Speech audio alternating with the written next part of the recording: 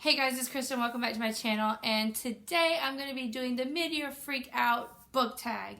And from what I see, this is kind of one of those must-do book tags. So it's about the end of June, middle of the year, and it's time to do it. And I'm excited. So let's get started.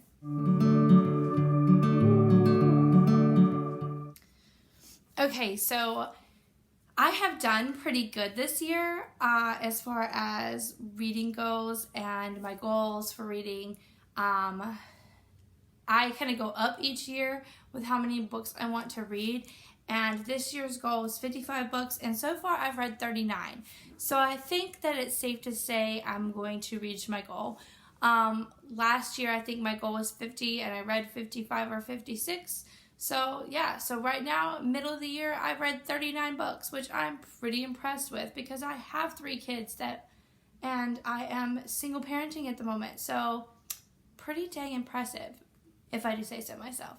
So anyways, this is a tag just about all the books that, with questions about the books that I've read so far this year. In the middle of the year. I have the questions on my phone, so I'm probably going to be looking at it to kind of keep me refreshed with what the questions are, so bear with me. Let's get started. The first question the first prompt is best book you've read so far in 2020. And this is really hard because there are a lot of top contenders. I would say I struggled, Queen of Nothing was really, really good. Starsight was really, really good. Regretting You, I loved that one. There was just a lot of really good books that I've read so far this year, but when I have to choose one, I'm going to go with Bonecryer's Moon because this is one of those books that just got me from the beginning. I loved the magic. I loved the mystery of it. I loved the friendship dynamic, and books that really throw me for a loop. I truly love books that are oh wait, what? So this one did that for me. The cliffhanger at the end was really oh man, this sucks, and I really wish the next book was coming out sooner than it is, but it's not, but that's okay. So I don't know, it was the best one so far, I would have to say, because it really did just catch my attention from the get-go and kept my attention, which is really hard. So Bonecryer's Moon is the best so far of 2020 that I have read. Next one is best sequel you've read so far in 2020, and for that I am going to go with Starsight, which is the sequel to Skyward. Right there, the sequel to Skyward. Skyward was the book that got me into Brandon Sanderson. My husband is a huge Brandon Sanderson fan, but I'm not, well, I say this, but I guess I've kind of changed a little bit. I'm not usually into sci-fi type of books, but here lately I kind of have been reading a little bit more of them and kind of getting into them more. So I really can't say that I'm not into them at all, because I kind of am now. But prior to Brandon Sanderson, I would say I was not reading that much sci-fi. So I do really, really like this series. I love the main character. She is a total bad A, and she's awesome, and she doesn't mind pushing boundaries and getting stuff done, and she's just awesome. And so if you really want to read a book that has I would say a powerful female lead, this is a series for you. So I love it. Cannot wait for the next one.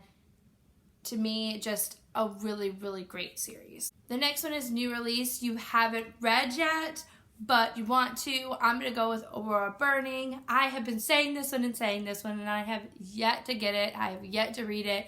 Sad story. I loved Aurora Rising, and it really, really got me. It was another kind of sci-fi fantasy type of thing. But I really, really enjoyed that one. So wanting to read Aurora Burning, but have yet to get it. I know I keep saying it. I need to get on doing that. Number 4, most anticipated release for the second half of the year. And this one is coming out in just a few days. and I pre-ordered it, but it's saying my pre-order is not going to be here till like maybe August, and I'm really upset about it because it comes out on July 7th, so I don't understand. But I've said this one before too. Evil Thing by Serena Valentino is the story of Cruella de Vil. I really love her villain series, so really excited to read that one. Ready for it to get here. Ready to read it in one sitting, probably. Okay, next is Biggest Disappointment.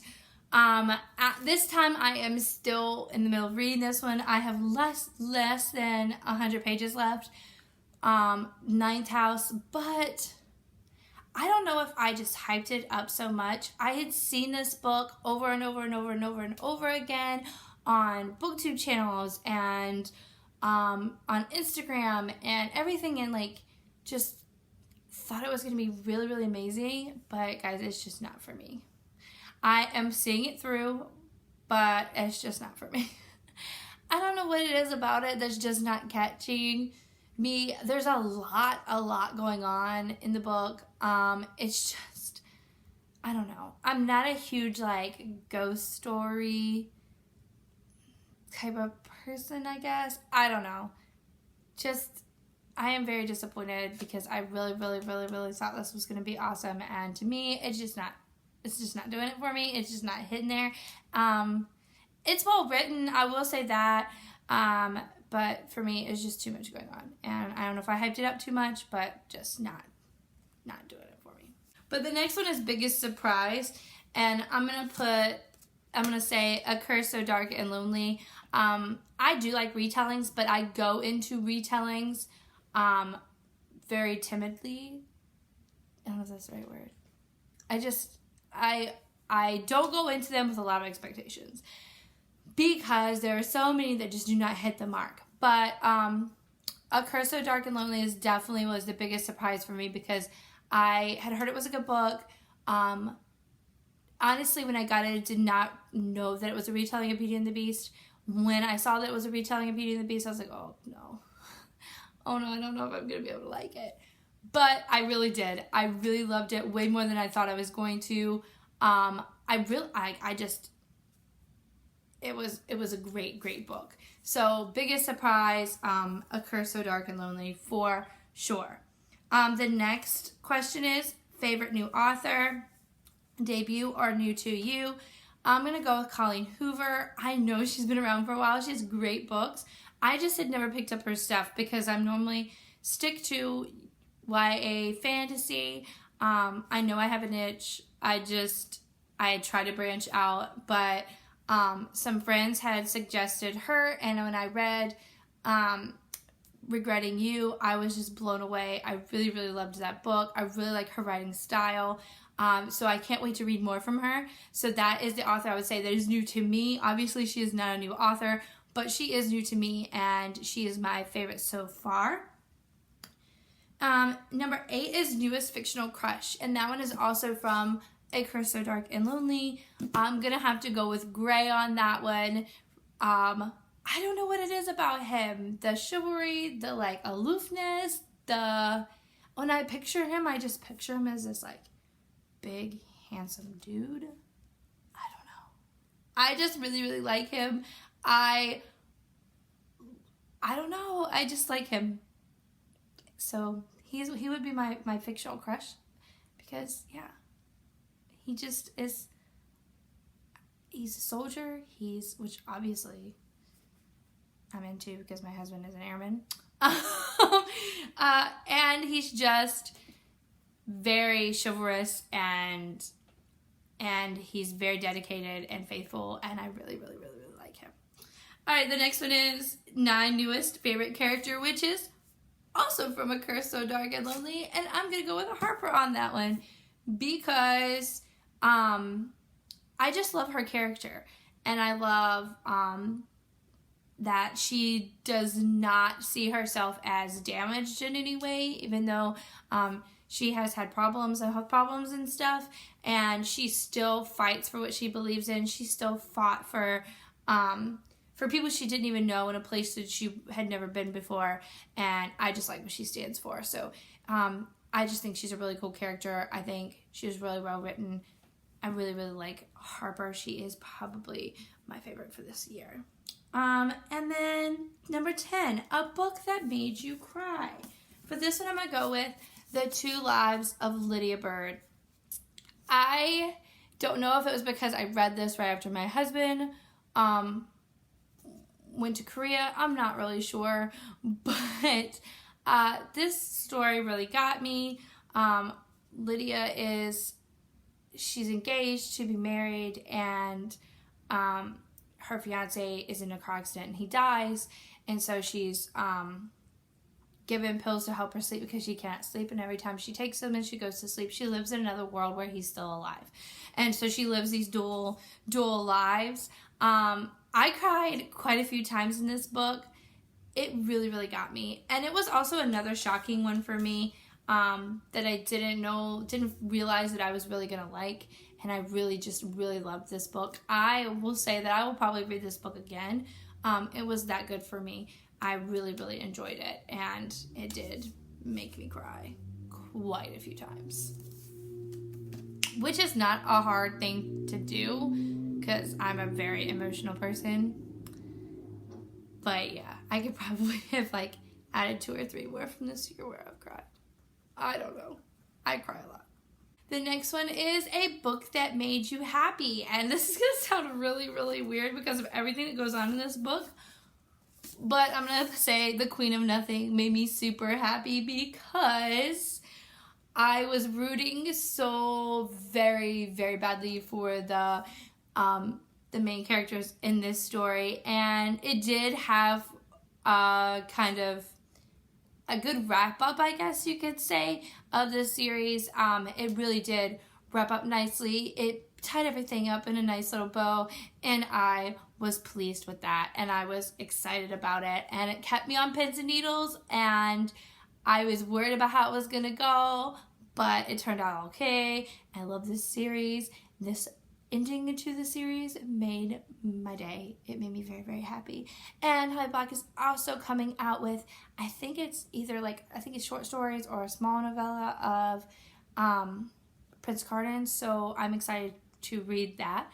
So that'll be exciting to read as well. So, book that made me happy, The Queen of Nothing.